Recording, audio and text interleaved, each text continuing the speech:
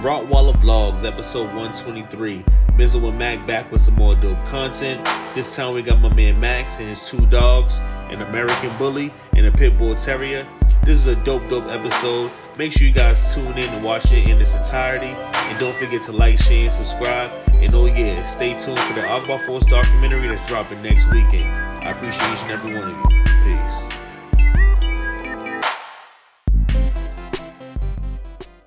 My name is Max. I'm a dog trainer. I'm a pit bull enthusiast. And this here is Sanjay. She's 11 months old, and she's an XL American Bully.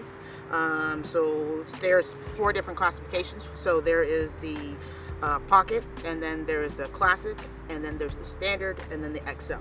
The XL is obviously the biggest of the 4. They can range anywhere from 90 pounds up to about 150 to 170 pounds. So they're a big dog.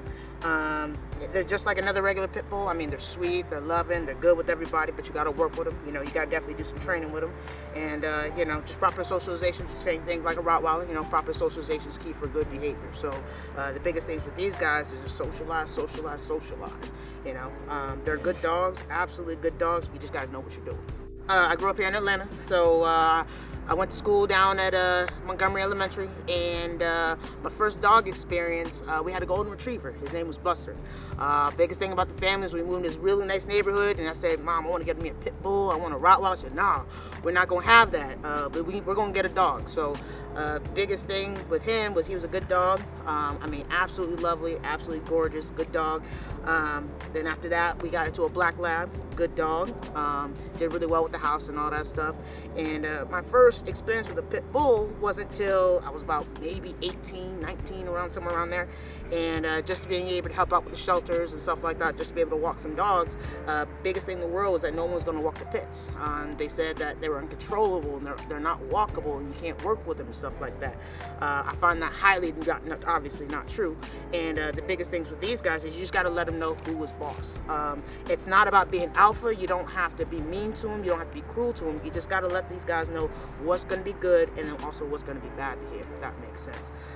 And I think the more structure you give these guys, it's going to make things a lot easier. But after that experience with the pit bull, I got my boy Diesel, and where I got him from was from a dog fighting situation, and that they weren't going to be able to keep him anymore.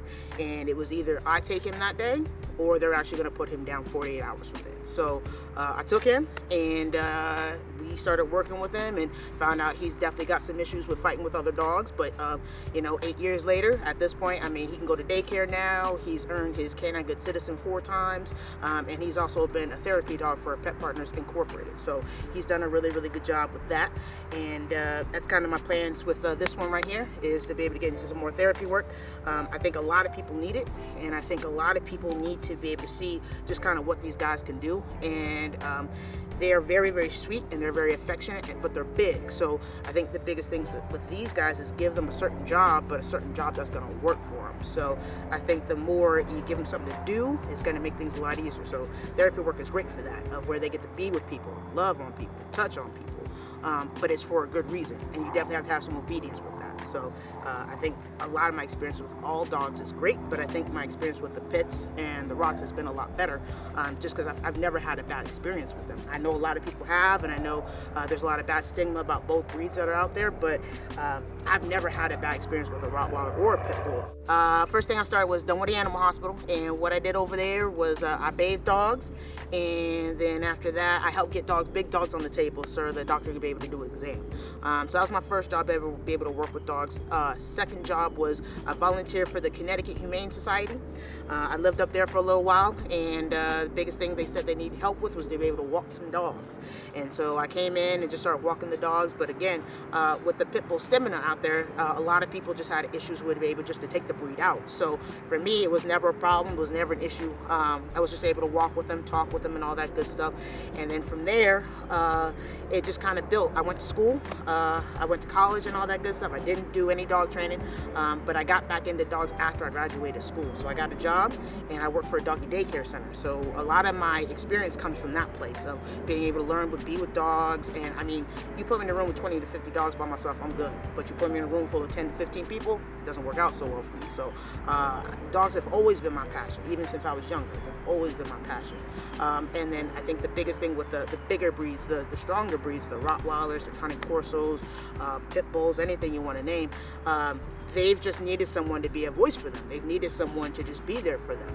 And I'm sure you know this, is that when you take your dogs out and they act well, people are just, oh, that's such a well-trained dog or such a well-mannered dog. But would you say the same thing for a golden retriever? Or would you say the same thing for a lab? All dogs can be good. It just really depends on how much work and effort you put into them, and a lot of socialization, but also practice and obedience.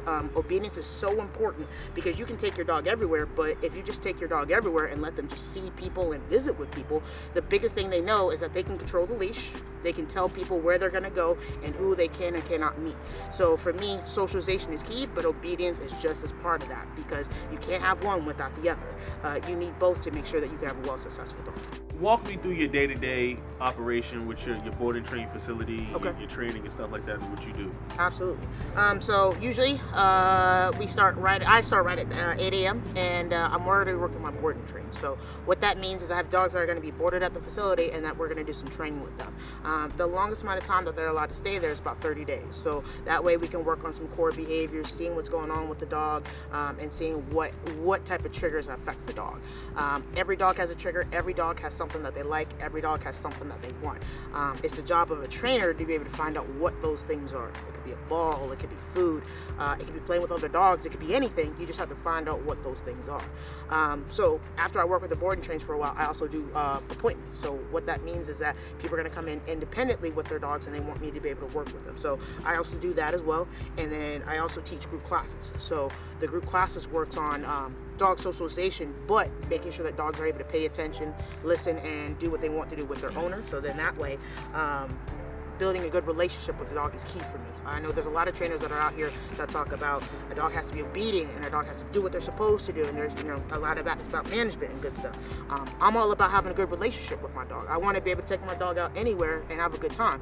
I don't want to have a tool for my dog to listen at, and that could be a leash, it could be a collar, it could be food, anything. I just want to have a good relationship so that we can go anywhere, be able to do anything, and have a good time. So that's a lot of stuff that I do on the day-to-day basis. There are some times it gets a little bit harder. There's sometimes a little bit more hectic, but I mean, for the most part, I absolutely love it. It's probably one of the best jobs I've ever had. Walk me through what you've done with your dogs as far as training and where they're at right now. Okay. I think with Diesel, let's see. He's passed the Canine Good Citizen 4 times. He's passed the Community Canine, which is the step above that. He's passed that twice. And then he's also passed through 2 different therapy dog tests. One, he actually got a perfect score. So he's done an amazing job for me. And again, we had to start with debunking a lot of his aggression issues. So a lot of it, obedience wasn't his issue, but distraction work around other dogs was always his problem. And we definitely talk about some strong dog aggression. So his biggest thing was that he definitely wanted to kill dogs. And I understood why, but the biggest thing was that he's willing to respect me enough to not do that for me. Now I can have other dogs in my house. Obviously, I got this female right here, and I even got a little Yorkie. And I mean, he's never even thought about going after either of them. He's never tried to hurt them or anything like that. I mean, he's absolutely fabulous, and he's done a really good job. Sanjay, however, only being 11 months, what we're working on right now is eventually she's also going to be titled as a therapy dog. And my ultimate goal with her is to be able to bring her to a senior center that's actually right by my house. It's where my grandmother used to go. So I'm going to see if I can start a new group called Marie's Angels and be able to see if we can start bringing some dogs in to be able to visit some people. Hello everybody, welcome back to Rottweiler Vlogs. This is Max and this is my boy Diesel. He is the oldest of my dogs, and I've had him going on 10 years now. So what we're going to work on is just some basic cues and some basic behaviors just to see how good he's doing and to make sure he's able to listen and pay attention. So obviously he's already in a sit, but what we're going to do is I'm going to release him from that position and ask him to be able to sit again. So Diesel, okay? Sit. Good boy. So every time he does something that I want him to do, I will always praise for that behavior. Good boy. Very good boy. We're going to move to a down position to make sure he can follow behavior. I'll just give him a hand signal this time. Good boy. So being able to give him the cue to be able to down is the behavior I'm looking for. Good boy.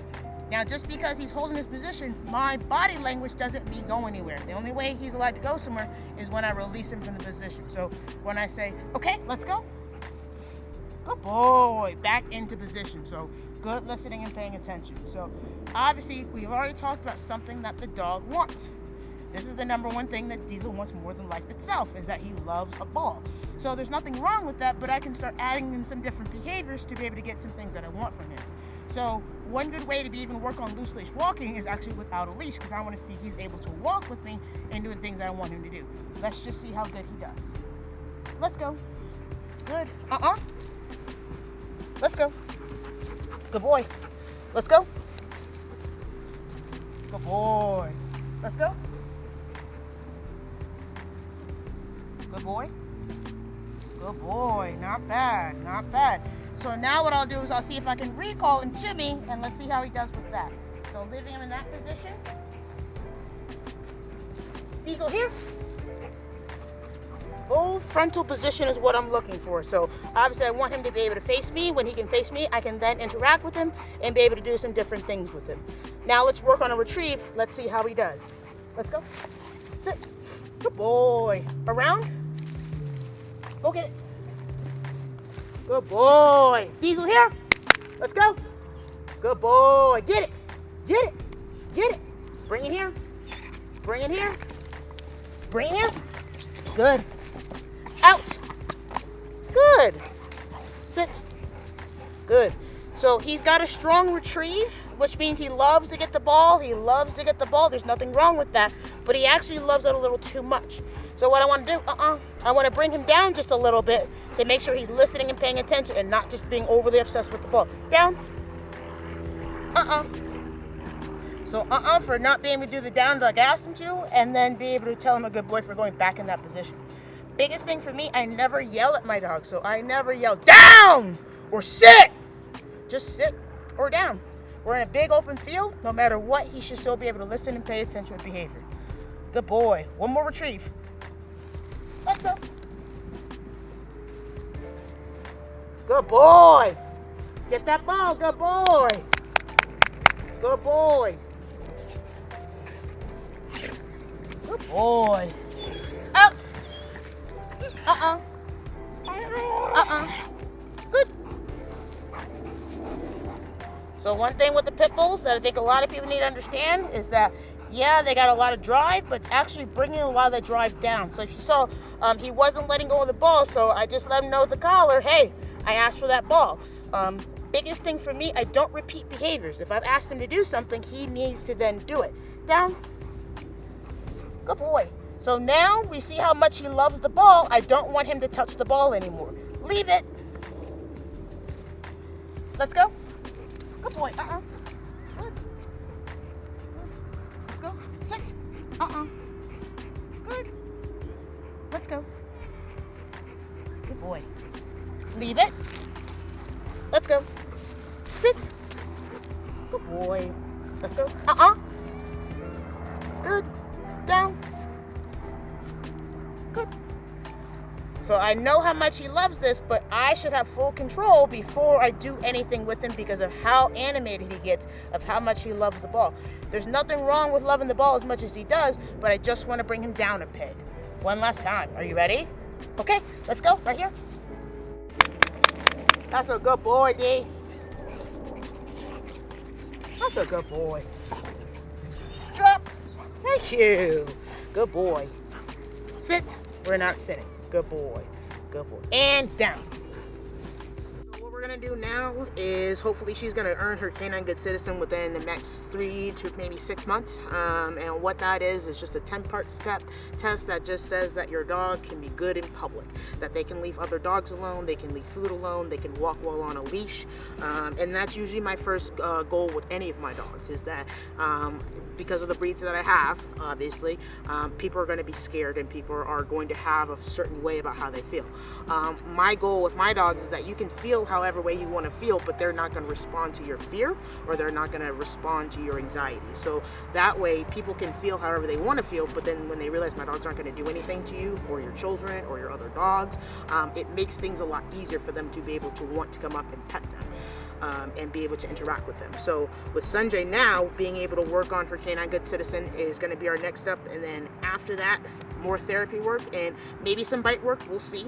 My male actually does a little bit of bite work, but with her, because of how her disposition is so pleasant, she's so sweet and loving, it's just something I'm not totally sure I want to get down with her. And I think the therapy route be a little bit easier for her to be able to do, just because of her personality. So I may want certain goals with my dogs, and I may want them to be able to do certain tasks for me and all that good stuff, but I really base it on their personality. If they're a good dog and they just want to play and have a good time, I'm fine with that. And if they have some aggression issues and they want to work and things like that, I'm fine with that too. So it's really about matching the dog with the best job that's available and what we can do together as a team. The breeder that I got her from, again, he was stationed out in Fort Walton. And my biggest thing, I haven't gotten a dog from a breeder in a really, really long time. So I didn't know exactly what I was getting myself involved with, but when I got to see 11 puppies just running around a pool area, I was already hooked. So I was able to snag her up, and you know, he did a really good job for me. We thought out maybe doing a co-own, because we were talking about maybe doing some breeding down the line. Never went through, so I'm fine with that. She's a great dog, absolutely fabulous. She does everything I really need her to. When it comes to the American Bully versus the Pitbull, now that I have both, kind of seeing what are the differences and what are the similarities. Well, with any of the bully breeds, they all love people. They're all supposed to love people. I don't care if it's a English Bulldog, American Bulldog, XL Bully, Pitbull, Staffordshire Bull Terrier, any of those breeds. They're all supposed to love people.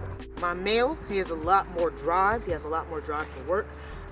She loves to work, she loves to please and stuff like that, but she's just an easier type dog, if that makes sense, or she's just not as drivey as he is, and I think that's just due to breeding. I can tell with these guys, because she's not the first one I've experienced, that they're a much more relaxed of a bully breed. So if you were ever thinking about doing a bully breed, but you were scared of dog aggression, or that was something you couldn't handle, or something like that, and you were looking for a dog that had size and potentially could look scary or something like that, but you really wanted a sweet dog, I would probably recommend the American Bully. If you're looking for a dog that likes to work, you're looking for a dog that likes to do things, you're looking for a dog that can be a little bit harder to be able to work with, a little bit more stubborn, I'd probably say go with a Pitbull. And even with that, there's still different breedings you got to talk about. There's still different strands you got to talk about. There's different lines that are out there. You got to find what's going to be specific for you, because you can say, hey, I just want a pit bull, but I'm sure you know as much as I do is that a pit bull is just a common term like retriever.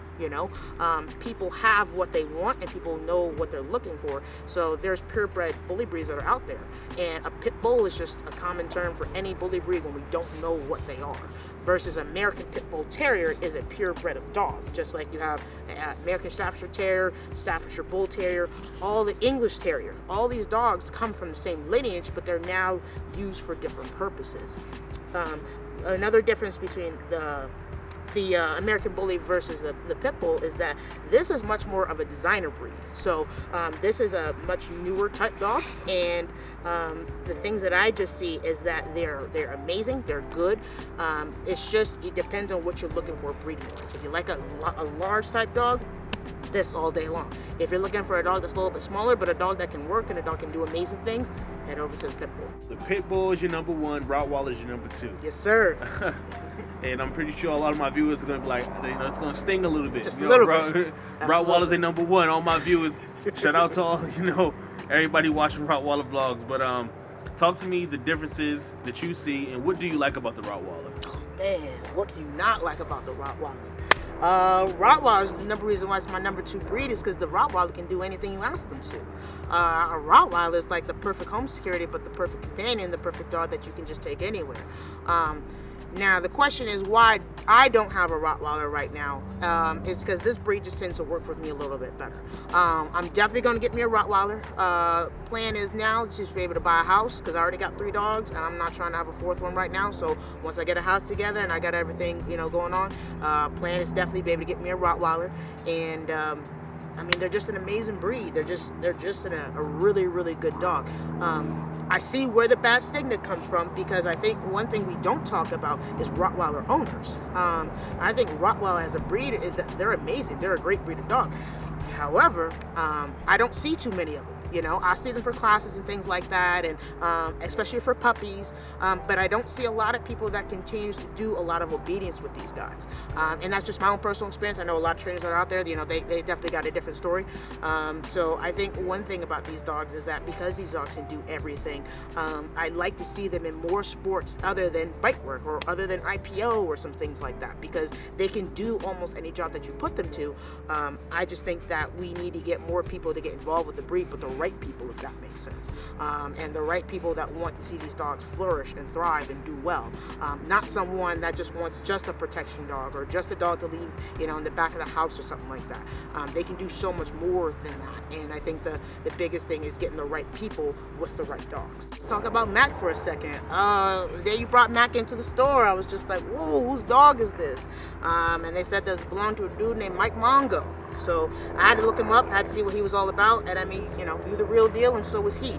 He's a great dog, but I think the nice part about him is that even though he is a big male Rottweiler, I've never gotten a presence that I couldn't approach him, or I've never felt that I couldn't just put my hands on him, where like a lot of my male Rotties, I've gotten that sense. And I think that also comes back to the people. So I think that you put into your dog and you'll get out of your dog what you put into him. So I think you've put so much time into Mac, and I think it shows, it absolutely shows.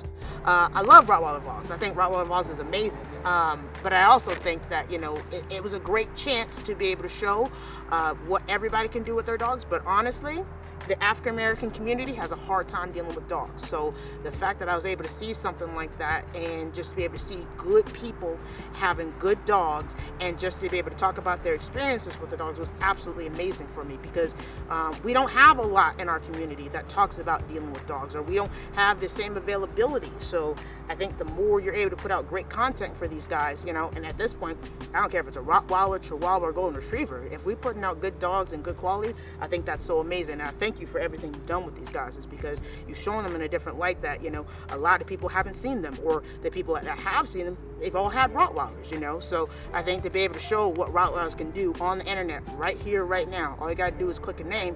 I think it makes things so much easier for people, and then so much more to have access to the Rottweiler and all that good stuff. We're closing up right now, so I just want to thank Mike for letting me, come on to Rottweiler Vlogs and be able to, show my female off right now. And, thank you for letting us be able to come on out here. And if anybody needs help working with their dogs, definitely let me know. You can reach me on my cell, 404-291-0159.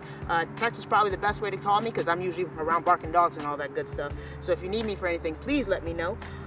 If you want to see more pictures of Sanjay, videos and all that good stuff, she's actually got her own Instagram. So it's Sanjay_double_hearts at Instagram. Nice. Thank you for being on Rottweiler Vlogs 123. Absolutely. Thank you so much.